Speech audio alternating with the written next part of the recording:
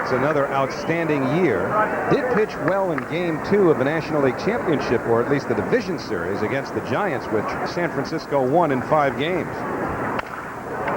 Rounded to second. This is Marcus Giles, and there's one away. Well, we've seen it for years. Every time a hitter gets to the plate, Maddox just rears back and throws a fastball, throws it over the plate with good ball movement.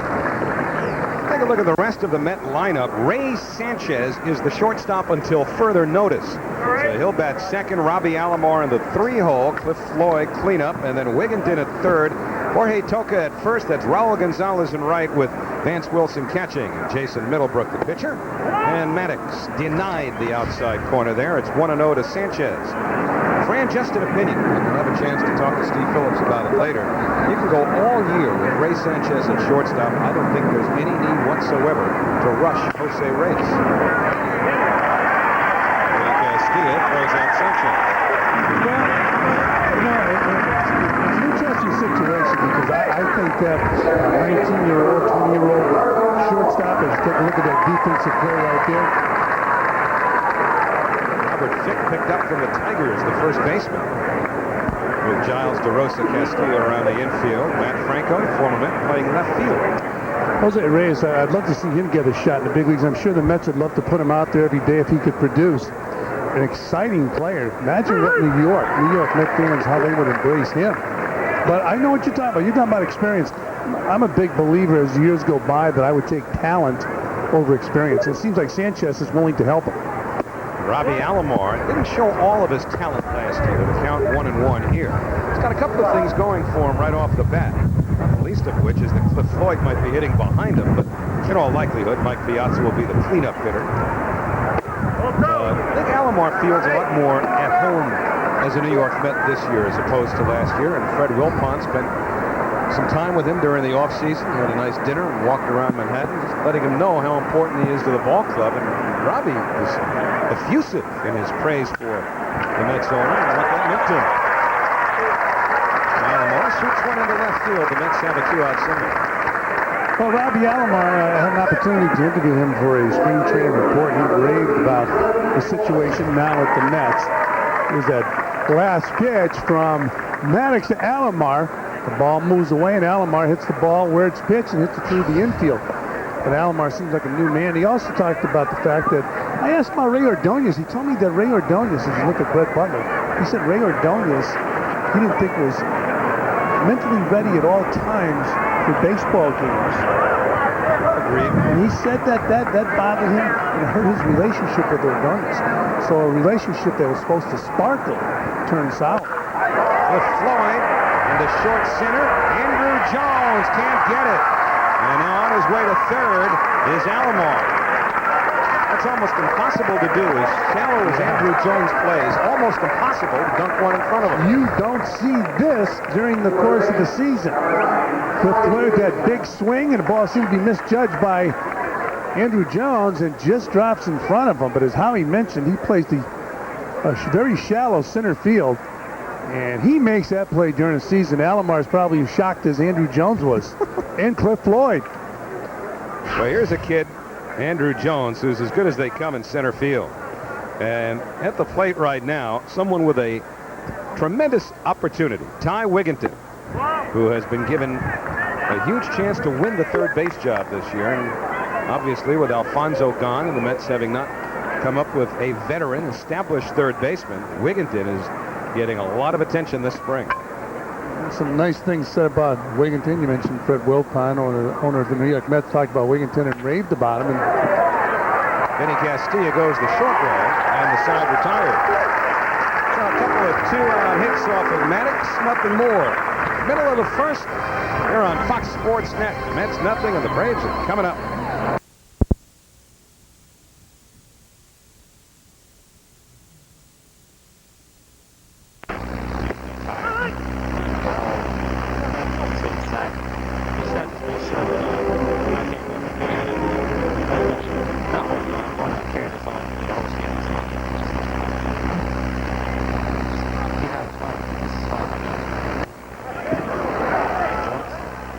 Did you take on? Well, you know, I thought I took off more, but it's around 15. Doesn't everybody everybody say that? Yeah, you know what? When I came in, I was like, with all the stuff I gave up, fried chicken and all that stuff, I figured I lost more. But, I ended up being about, 15 pounds.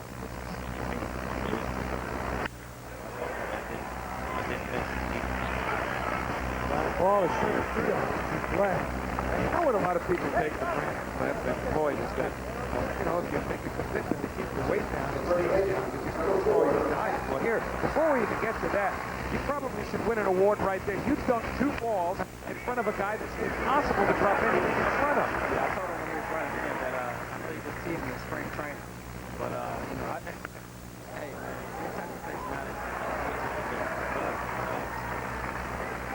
Me, I just try to put the first couple of games for myself. Get a good feeling for the place.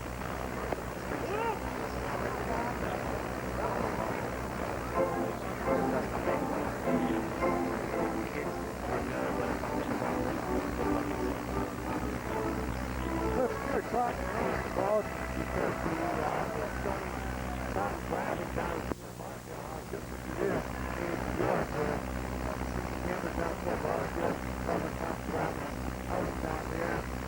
Broadcast game from Orlando same time. You feel a big difference. No doubt.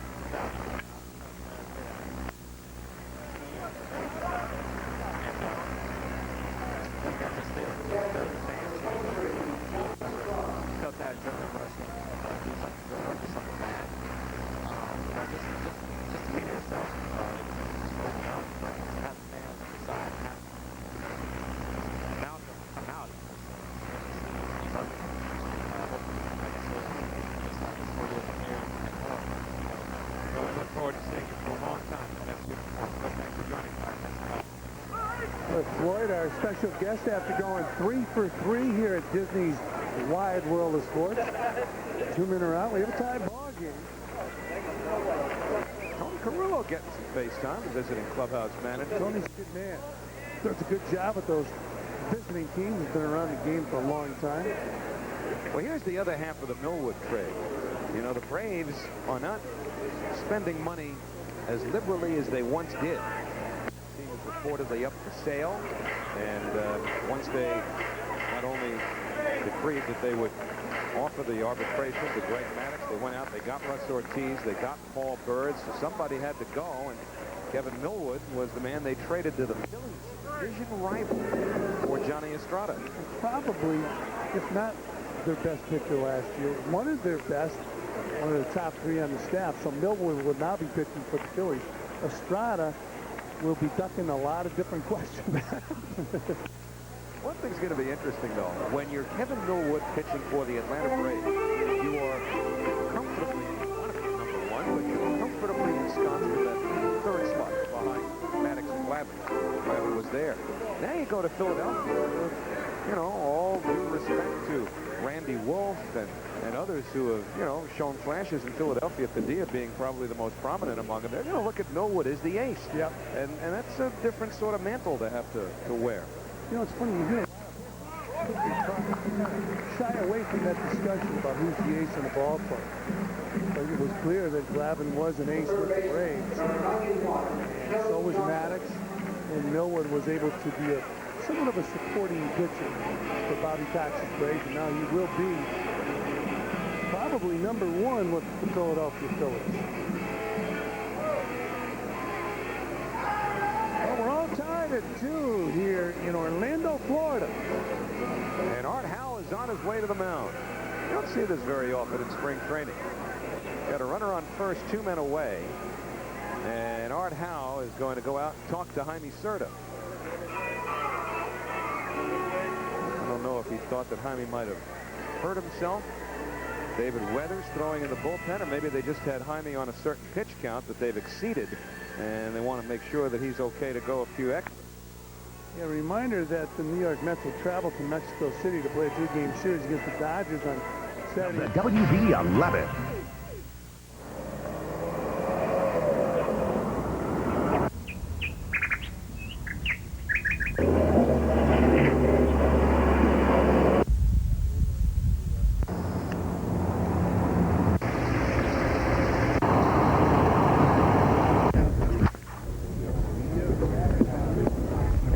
believe it's freezing out here. I gotta bring my jacket out here today. Unbelievable. Psych. Just kidding.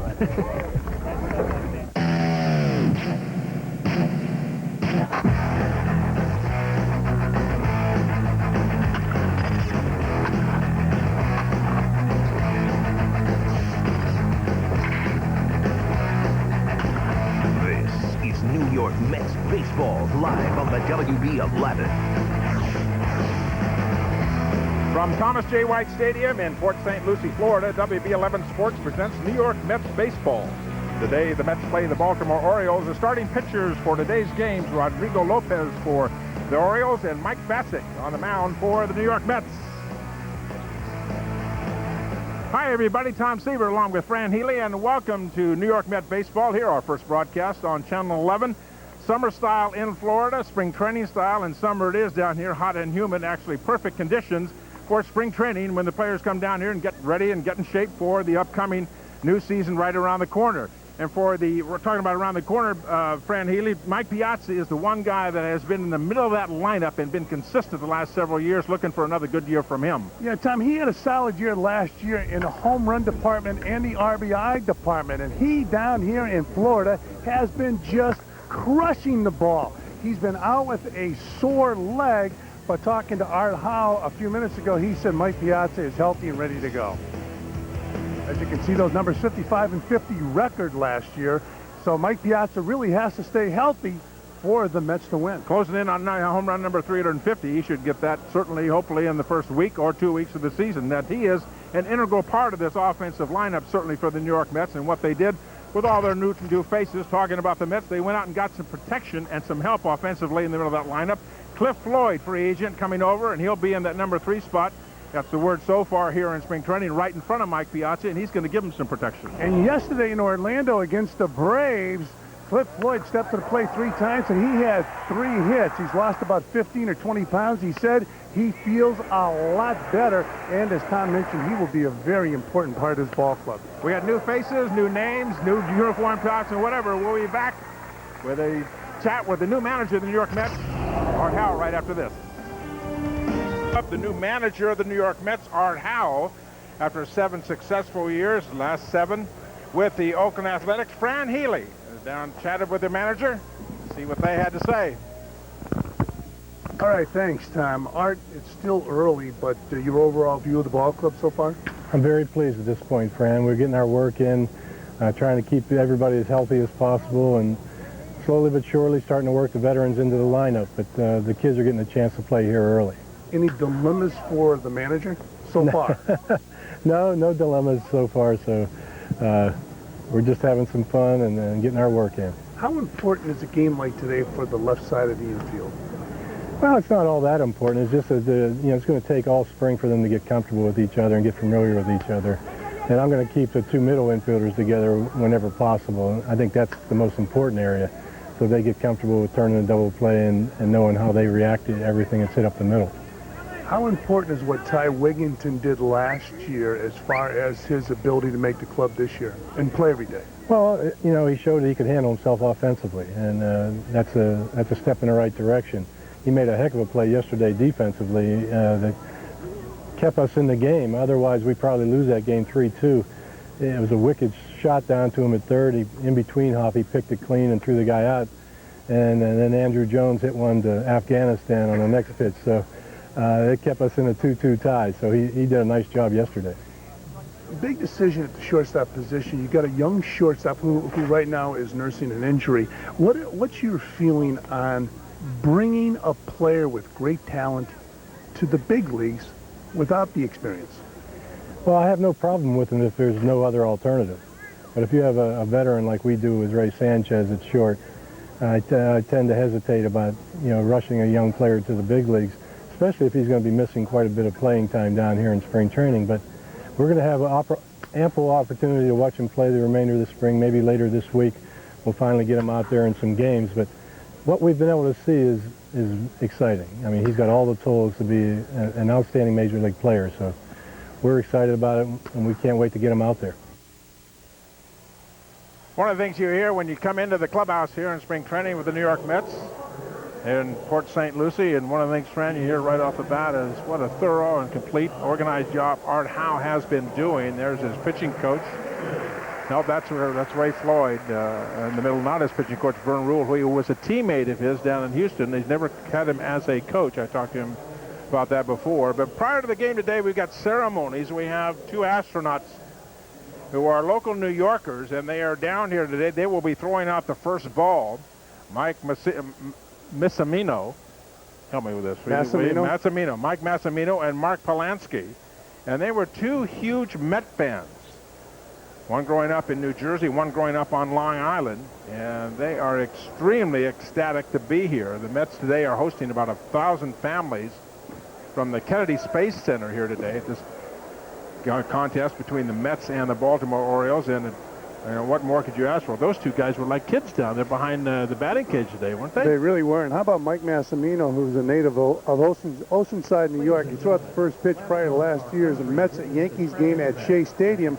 That was on June 15th. And he, as Tom mentioned, lifelong Mets fan who wore John Franco's jersey in space during his last Columbia Space Shuttle mission. You can't be a big Met fan. How about a nice and round mention of applause? Mike Massimino and Mark Polanski. By the way, Mets Chief Operating Officer Jeff Wilpon said, with everything that our space program has gone through over the last month, we thought it would be nice to invite the people from the Kennedy Space Center to a game and let everyone from NASA know that we appreciate their hard work. Massimino, who hails from Oceanside, New York. I was talking Mike Massimino before the game. He had two heroes growing up. Listen, you know you get old when this happens. You know where I'm going. I know. Wally Schirra was the other one. Wow. But these are local New York Met fans. These two flew over today from Houston, Texas. And I think they have their own personal fighter jets. It's like you got your own Ferrari. I know you got. No. Like you have your own Ferrari. It took them an hour and a half to get over here. I borrowed yours, but I know you. I know you were jealous about them coming over in an hour and a half. Would you go up in one of those? Probably. You know, these guys have been. They've been out there with those jets. It doesn't make any difference. I know. I think I'd go with them. Oh yeah, they'd be. I feel very safe with them. But this is quite a ceremony here in Port St. Lucie. They are really excited. Everybody here. So of course some of them from the Cape Canaveral area work up there, and of course the two men that we were talking about, Massimino and Mark Polanski, are the astronauts in their blue uniforms, and they had Met T-shirts underneath. And the first pitch delivered. 4 strikes and 1 ball. And the two astronauts, 2 strikes. How about that, huh? Ah, good for them. It's nice to see the smile and cheers on their faces after what's gone on here in the last couple of weeks. Holy mackerel. And they were chipper and upbeat. This is about ready to get started. The ball game here, the Orioles and the New York Mets. Spring training at baseball, Florida style. We'll be right back. New York Met Baseball is brought to you by Hyundai. When your car comes with America's best warranty, you win. Hyundai. By Bass, a taste for more since 1777. And by Newsday. Because news changes every day, you need Newsday every day. And by Chrysler, drive and love Chrysler. And by Men's Warehouse. You're going to like the way you look. Men's Warehouse. Welcome back, everybody. Hey, baseball season is here. My first game, your second, Fran, and you know, just it's the humidity and it's the crack of the bat and the smell of the leather and the ball hitting the glove and seeing guys throw again, and it's just that special time of year, especially after the winter that everybody's had up in the New York area. Tough, and it is just the opposite of winter down here. Now, Mike Piazza comes out behind home plate, and Michael Bassick, the young left-hander, going to the mound. And we'll take a look at the Hyundai lineup. For the Baltimore Orioles, Jerry Hairston leads off, plays second. Gary Matthews, former New York Met, he was here last year. In center field, David Segui plays first base. Cleanup hitter is Jay Gibbons in right. John Valentin, another former Met, who was here last year at third. B.J. Surhoff in left field. Melvin Mora, another former Met, at shortstop. And Geronimo Gil does the catching. Rodrigo Lopez is doing the pitching. And the young left-hander, Michael Bassick, on the mound, vying for one of the spots. When you are left-handed, you got a chance to make it to the big leagues, and he's got fine young arm. Take a look at our defense behind Bassick today here at Thomas J. White Stadium. In left field, Cliff Floyd, Roger Cedeno in center. And as return engagements, you'll see Shinjo in right, Ty Wiggins in the third, Ray Sanchez at short, Roberto Alomar at second, Craig Brazel at first, and Mr. Steady Mike Piazza behind home plate. And to bring you the play-by-play and the umpires, Mr. Fran Healy. All right, Tom. C.B. Bucknor behind the plate. Jerry Mills at first base. Bruce Breckman out at second base.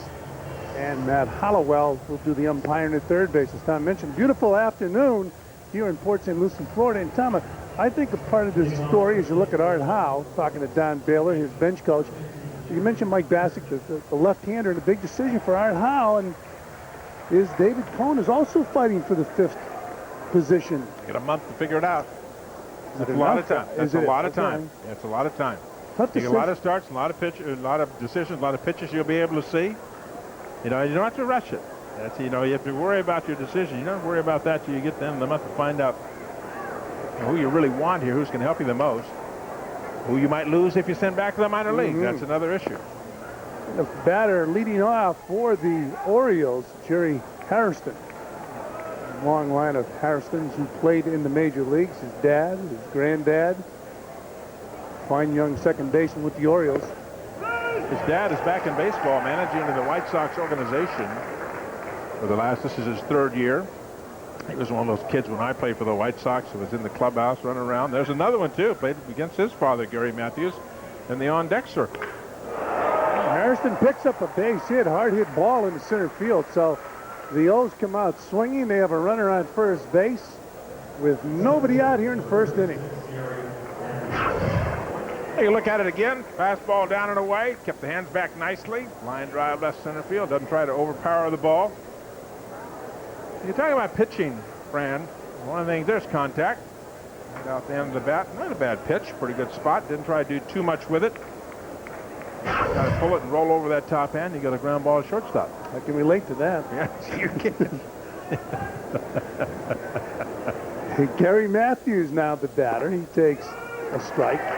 The other thing, you're talking about Bassick and about how you're trying to put together a pitching staff. You don't want all your pitchers looking alike either. You've got Bassick and you've got another pitcher on the ball club who I presume is going to make the team, and Tom Glavine.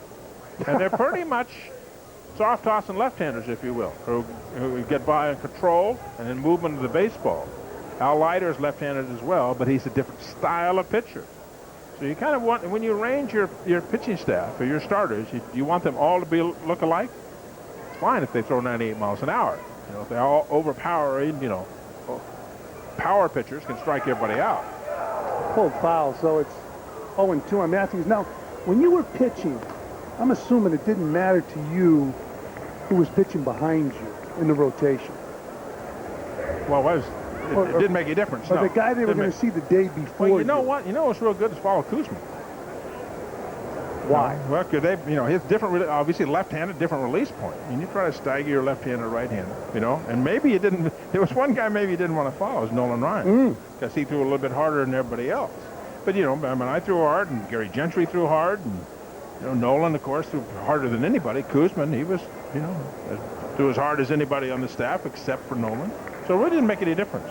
But I'm talking about the guy that gets by on guile and finesse and movement and doesn't overpower you, change speeds, inside, outside. Ooh, hard hit ball, base hit, center field. Orioles, 2 batters, 2 hard hit balls off Mike Bassick. And the Birds have runners on the corners with nobody out here in the first inning. A lot of activity in the Met clubhouse before the ball game, Tom, as you take a look at that again. Hit sharply up the middle. You know, Gary Matthews last year, I thought he was going to stay with the ball club, and he ended up with the Orioles. Take a look at Michael Bassick, and his motion is actually a pretty good pitch. Trying to release the ball quickly, very low leg kick, and real good dive on the shoulder. The right shoulder going down, left side coming up, pretty stiff up front. He's gotten the ball up a little bit, but he got the ball hit on the ground. 10 more feet to the right, 5 more feet to the right. What do you got? Bing, bing, bing, double play, right? What they say, matter of inches, somebody once said? Yeah. Big swing by David Segui, fouls it back. Understood. No balls in one strike. They're talking about the clubhouse, Met clubhouse before the ball game. I walked through the clubhouse, a lot of activity. It seems like a lot of excitement in the clubhouse. As you walk by the room where they have some food, you look in and who's in there? But Tom Seaver, Sandy Koufax, Tom Glavine, Al Leiter, having a conference. Yeah, we're having a meeting. Was it about the food? No, we're actually having a meeting about grapes, as a matter of fact. Oh, you were? Yes. That is correct. Up high, David Segui is, everybody knows Mr. Seaver is growing grapes as you take a look at that last pitch. Fastball up and in. If you know, this is a little bit out of the Tom Glavine school, and you're not an overpowering pitcher. How do you pitch outside? How do you pitch away? You keep the hitters honest. Make sure those right-handers back up. Don't let them take that nose out over the plate. That's where he's going to make his living, right out there on the outside corner. That ball, you can see that ball, good movement down and away. Well, you can't let that, you know what I'm talking about. You can't let that pitch that's just on the corner or off the corner out there become the middle of the plate. And how does that happen? When the hitter starts going across and coming toward the outside part of the plate, you got to make him be honest and protect against that pitch inside. And the target that Mike Piazza is given looks more like with the glove. Now, some pitchers, and I know Juan Marichal, who you pitched against, used to love to have the catcher move on the corner, but you didn't want the catcher out there. No. I wanted the catcher right behind home plate with the glove right in the middle of the plate. With the exception of a slider down on the way to the right-hander. And I wanted it to go out there real late. There are those individuals in the game that will peak. Oh, yes. And I know that you were not one of them, mister. I wouldn't do it, but I'll tell you what, I saw Willie Mays and those guys do it. To do with the best of it. And what do we mean by peaking is that the hitter, Keith Hernandez was darn good at it. Yeah, Keith Hernandez would do it. The hitter at the plate will do something to distract maybe somebody's attention, the catcher pitcher, and or peek back and look where the glove might be, giving you location of the pitch. So if you're outside, okay, don't have to protect inside. You only have to fool them one time, they don't look anymore. You mean by throwing? Yeah. Well, no, I'm talking about have that glove outside and throw inside.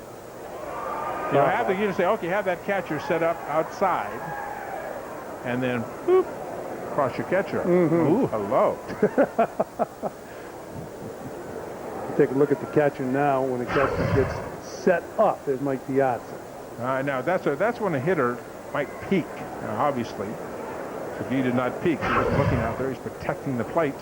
It was a good pitch by Michael Bassett. And again, that low and away to those right-handers, that's where he's going to make his living. Well, would you go inside with this 2-2 pitch? Are you talking to me or Michael? I was talking to you. You mentioned Tom Glavine occasionally go inside with that fastball. Yeah, off the plate. Get in off the plate. They're going in with the target. Let's see if he hits it. Boy, he got up and in, and there's a bullet into left field. 1 run scores.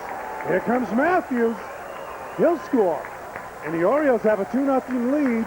Here in the top of the first inning, David Segui hit a frozen rope down the left field line. The Baltimore Orioles last year were last in the American League in hitting. And one of the reasons that this guy was not in that lineup every day due to injuries, and he is one of the keys for this Baltimore Oriole team. And if you're Michael Bassett and you want to go inside on David Segui, you better get a definition of what inside means. Does inside mean on the plate in the strike zone, or does it mean off the plate in toward him?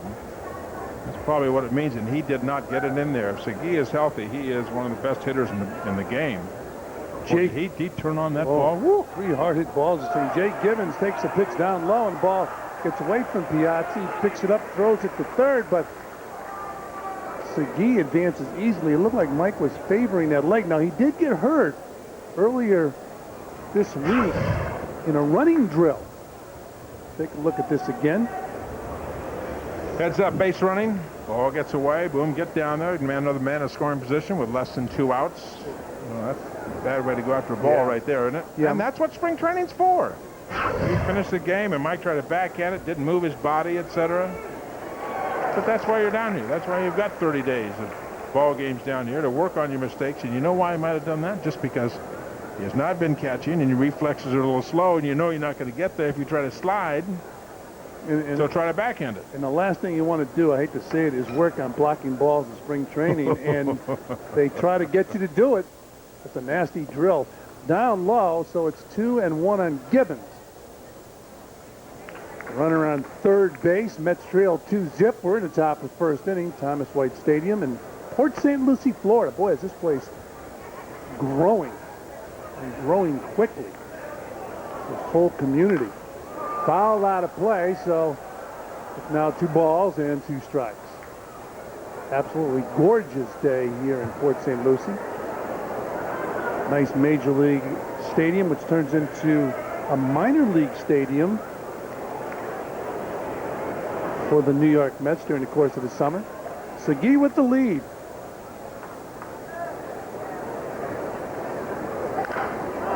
Popped up. Playable. Alomar going back, and he gloves it. Segui fakes down the line, but will stay right there as Mike Piazza blocks the ball with his chest protector. It's funny, catchers have a habit of taking the mask and throwing it off on a play like that. And I think you're better off keeping it on. If you're going to start blocking the ball, you'll be able to keep your head in there to try and block the ball. Now because of the camera close-ups? That might be it. You know what? Ever since games were televised a lot, catchers tended to go to the mound a whole lot. When they go out to talk to Tom Seaver, you take the mask off. You need that television time. In the batter now, familiar name to Met fans, John Valentin, trying to make the ball club with the Orioles here in spring training. So Valentin facing Bassick. 2-zip. Birds with the lead. Inside. 1 ball, 1 strike. Yeah, let's see the first move of the ball game by the manager, Art Howe. He had the infield playing back with nobody out. Then they got the pop-up with the runner on third. And he's got the infield drawn in with 1 out, try to cut the run off.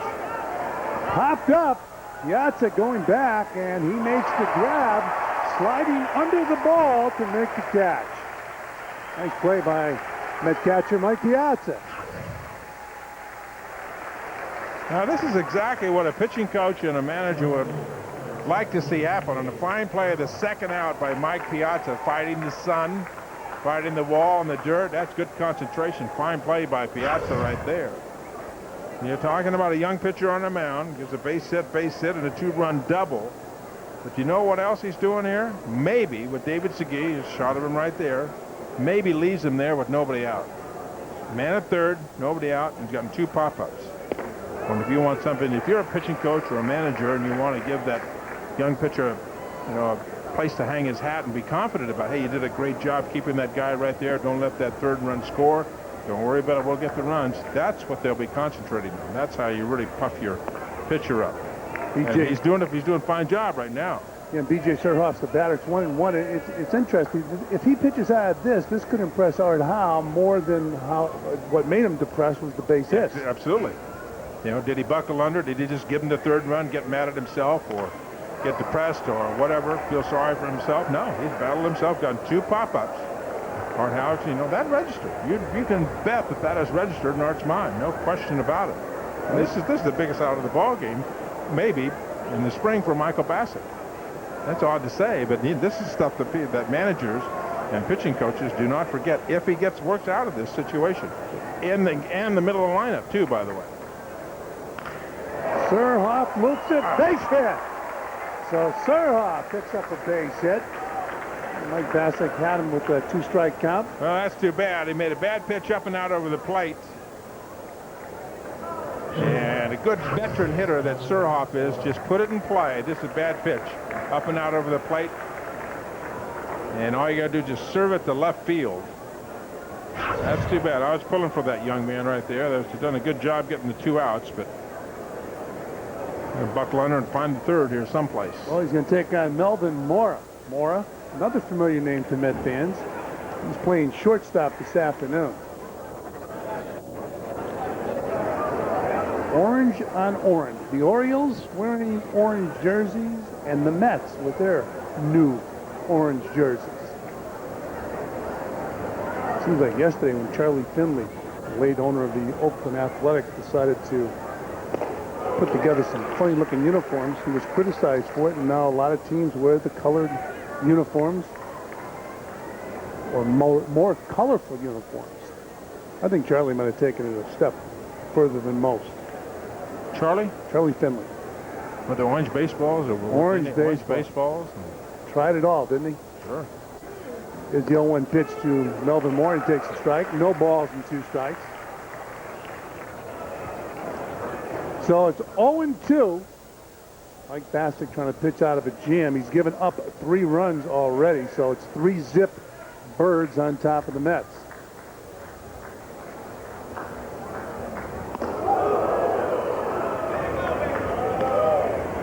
One ball and 2 strikes. 0-2, what do? Push him back off the plate. Don't be sticking your nose out, because I want to go in that down and away corner over there. Can you get him and chase a bad ball right here? Could. 1-2. You have a lot of confidence in your catcher. On the corner. So, Mike Bassitt gave up 3 runs. He strikes out Melvin Mora to end the inning. We go to the bottom of the first.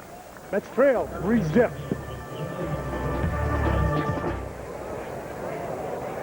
So we'll find out here, see what his swing looks like.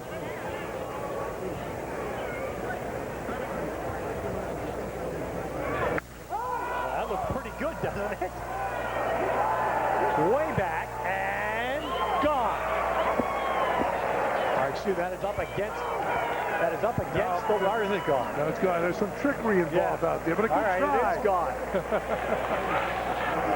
Well, Benitez is smiling here.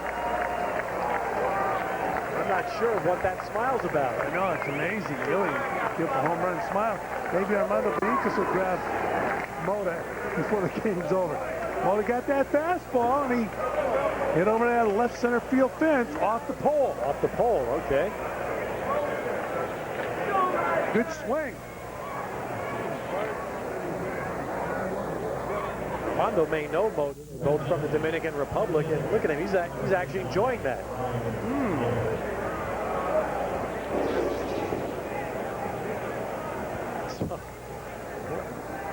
Guillermo Mota, now you believe us. We weren't kidding you when he said the guy could hit a little bit, huh?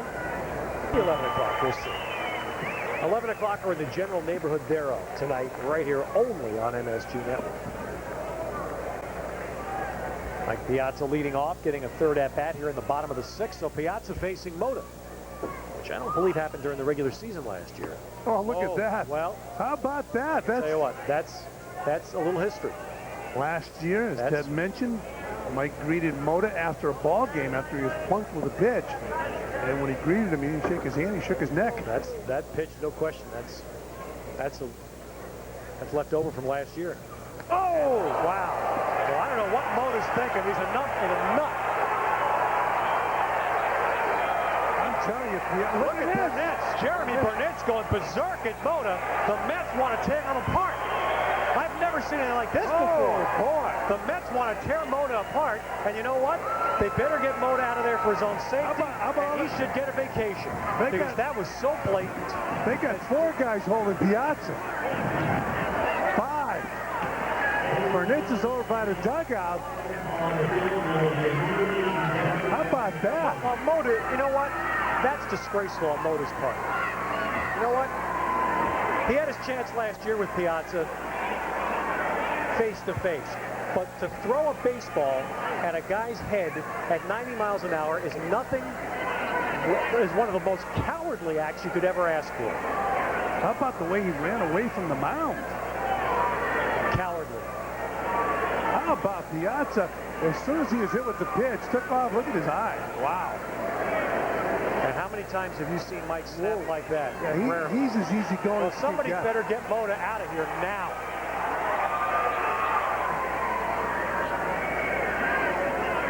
Mota needs to get a vacation. And Piazza's making a sign there that Mota knows exactly what he means. That's communicating in a different language. So Mike Piazza, look at it, I'm telling you. Well, those eyes, I mean, have you ever seen Mike Piazza look like that? Never. Not even after the Roger Clemens. No, you rarely see him get mad. But that's a sign of just having enough. Well, it was clear. Mota, first pitch way inside. We talked about it earlier, the play last year. Look at this, going up towards his head. And Mike taking the helmet. I keep the helmet. Now look at Mota. What's he gonna, he's going to throw the glove and run. It's a coward. I mean, look at Jeremy Burnitz. Wow. That's unbelievable. Joe McEwing. Ty Wigginton. Oh, man. This is an ugly part of the game, but it's the only reaction that a hitter can have, and he goes out there to protect himself. Piazza said, I've been hit enough. You want to pitch me inside? Pitch me inside. Well, for those of you that are just joining us or may just be catching this right now, Joe McEwing. Just understand again the history behind this. This was all stems from a game in Vero Beach last spring, the very end of spring training, when Mota hit Piazza with a pitch. And Piazza waited for Mota to leave the game. Look at and that attacked him. Piazza attacked Mota down the right field line. That expression, I've never seen Mike Piazza like this. Well, that was the genesis of what happened. And it was clear that Mota threw the first pitch at Piazza, but to throw the second one in the vicinity of his head is just despicable. And if baseball is serious about, as they claim to be, if baseball is serious about attacking this element of the game, then Mota gets a long vacation. Well, it's hard to stop this element of the game. It's been around so long. But that's a reaction that a hitter has. He went after the pitcher after the pitcher hits him with a fastball. And it's obviously, it's so clear that he went after him. First pitch he missed inside. Gave him the benefit of the doubt. And the second pitch he got. Now we're going to go back to last year. We were doing a game in Vero Beach. And this flashback shows Piazza getting hit by Mota. Now he waited. And now when Mota came out of the ball game, Piazza got him down by the first base bag in Vero Beach. And that was the end result. Now here's tonight. Mota didn't forget. And you know what? Now he throws the glove and runs. And Burnitz chased him. And how about Joe McEwing? Ty Wigginton. So with the support of his teammates, Piazza charging him out, but he wasn't looking for support. He was looking for Mota. Look at Burnitz going after Mota. Mota's now down the dugout. Mota down in the dugout, being protected, and the camera's gone. Sunday. I don't believe that's even a question. Jim Colborn coming out to visit Rodney Myers. I call him Randy Myers. Base hit right up the middle. You know, it's funny though, Ted. You know, there'll be conversations, but when the players go on the field, they tend to forget those conversations when they lose their tempers. Which is precisely why Mota should not go on this trip. Well, baseball does not need anything, given the state of our world right now. They don't need anything to happen in Mexico City. That's right. Leave that guy home for 2 days. So the Mets and the Dodgers will travel to Mexico City to bring some goodwill. Guess what? We found Ronald Acuna. I've had him in the game 3 times already in this inning.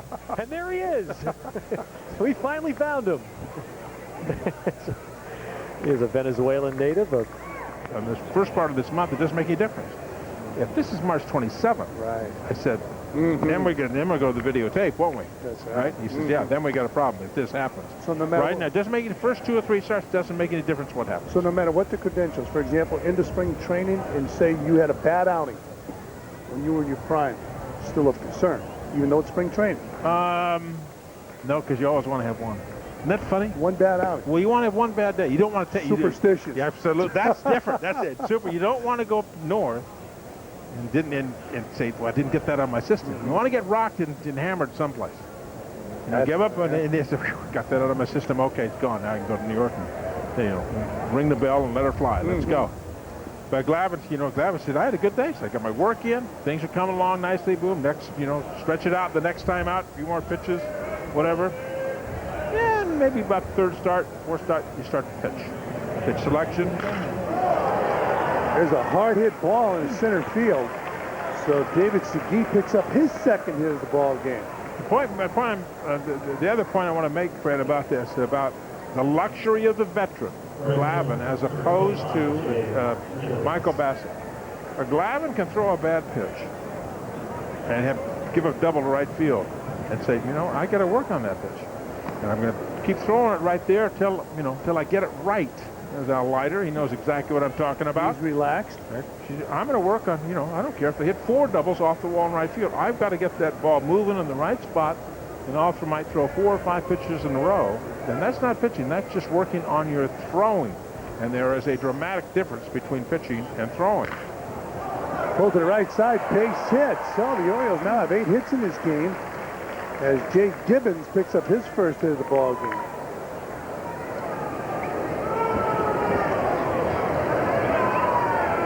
So Art Howe coming out to the mound. That'll be all for Mike Bassett.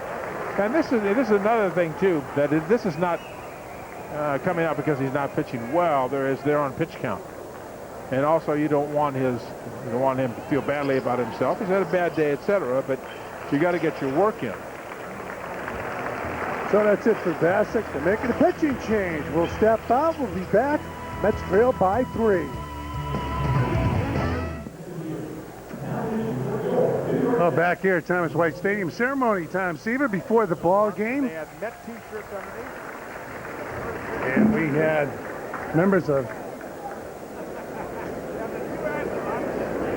And back here at Thomas White Stadium, we're joined in the booth by astronauts. And Tom Seaver wants to send people up. With them. I might go with these guys, too. You guys had good stuff. Well, you think? Strikes? You can throw strikes? Yeah. Oh, yeah. We try to. You were trained. I think John taught you Franco, well? he made it look like a strike. He's real good. Mike Massimino on my right and Mark Polanski next to him, our 2 astronauts, and we are thrilled to have you guys with us today. And, our pleasure. I know we talked in between, and I think I'd be remiss if I didn't ask about your feelings about what's gone on in the last couple of weeks with your teammates that have the tragic accident, et cetera, and we were talking between innings, and it's part of the deal. I mean, it's part of the risk, and maybe, it's going to happen, and you just hope it's not your number. Well, it is, but it's been very hard for a lot of people, but we all know it's part of the business. I just want to say thanks on behalf of the entire NASA family for everybody's feelings, and especially to the New York Mets organization. They went ahead and invited 1,000 employees down from the Kennedy Space Center, and they're in the bleachers today, and I know it means a lot to them to be here. An emotional day for both of you. It's got to be.